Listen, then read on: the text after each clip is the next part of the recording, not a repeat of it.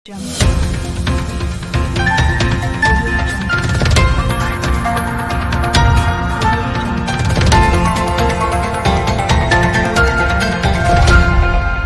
शादी कर देते हैं, जल्दी शादी फिर जल्दी बच्चे।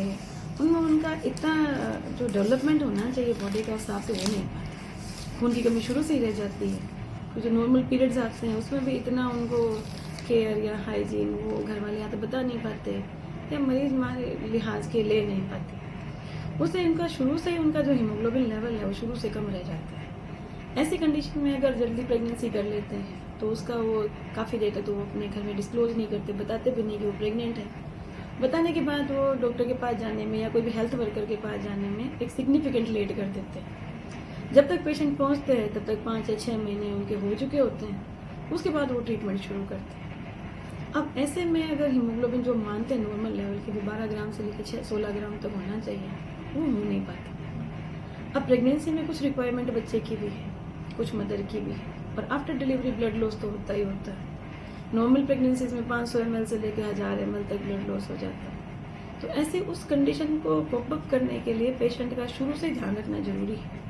जो एडोलेसेंट गर्ल्स हैं, मतलब जो यंग गर्ल्स हैं, उनमें खाने पीने का, न्यूट्रिशन का, उनमें कुछ इन्फेक्शन होते हैं, उनको टाइम से इलाज करवाना जरूरी है। दूसरा, जब प्रेग्नेंट हैं उसकी भी एक एज होनी चाहिए। अर्ली प्रेगनेंसी एक कम उम्र में जब बच्चा करते हैं तो वो मरीज की हेल्थ के लिए अच्छी नहीं होती। उसमें उनको चाहिए कि भाई वो घर में जागरूकता जैसे स्कूलों से आ सकती है। स्कूल सबसे अच्छे सुविधाजनक केंद्र होते हैं जो बता सकते हैं कि भाई मैं आगे क्या करना चाहिए। दूसरा, आंगनबाड़ी केंद्र होते हैं, गांव में सुविधाएं होती हैं, सब सेंटर्स होते हैं, ANMs होती हैं, आशाएं होती हैं, वो पेशेंट को जागरूक कर सकते हैं।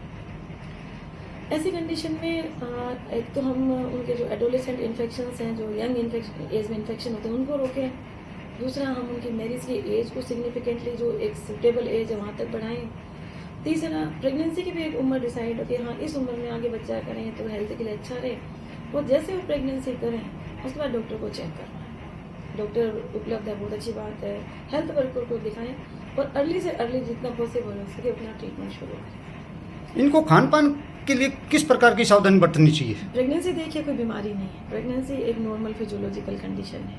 अगर नॉर्मल चलती रहता है तो प्रेगनेंसी को हम तो बीमारी नहीं मानते। It is a physiological condition, books में भी यही लिखा होता है। पर अगर ये खून की कमी हो जाती है या ब्लड प्रेशर हाई होता है या कोई और बीमारियां लगती हैं तो ये पैथोलॉजी में कन्वर्ट हो जाती है। खून की कमी को हम मेडिकल भाषा में एनीमिया कहते हैं। इसके कई सारे कारण होते हैं। खाने की कमी मतलब आयरन की कमी सबसे इम्पोर्टेंट कारण माना जाता है। दूसरा, आयरन लिया एब्जॉर्ब नहीं हुआ, मतलब पचा ही नहीं, शरीर में गया नहीं, जहाँ पहुँचना चाहिए उस लेवल तक नहीं पहुँचे।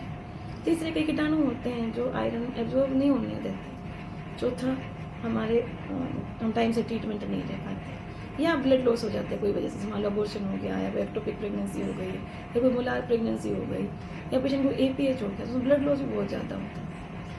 ऐसी कंडीशन में हमें खाने पीने का ध्यान अगर हम रखते हैं तो हम काफ़ी हद तक पेशेंट को अनीमिया से बचा सकते हैं।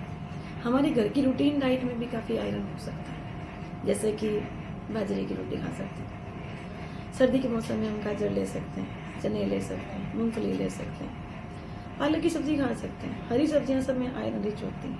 हम चुकंदर खा सकते हैं। देखिए, अनार सेब सब लोग अफोर्ड कर पाते हैं, नहीं कर पाते हैं, ऐसी कोई ज़रूरी नहीं होती। पर ये रूटीन जो हमारी डाइट में रोज़ ही होते हैं, इनको हम खा के खून बढ़ा सकते हैं। दालें ले सकते हैं, चने की दाल ले सकते हैं, हम सोयाबीन खा सकते हैं। ये हमारे आयरन और प्रोटीन दोनों की कमी पूरी करते हैं एक साथ। आपका शुभ नाम और पद? मेरा नाम डॉक्टर सुमन बुढ़ानिया है। मैं गायनिकोलॉजी प्रोफेसर हूँ, PVM हॉस्पिटल बीकानेर।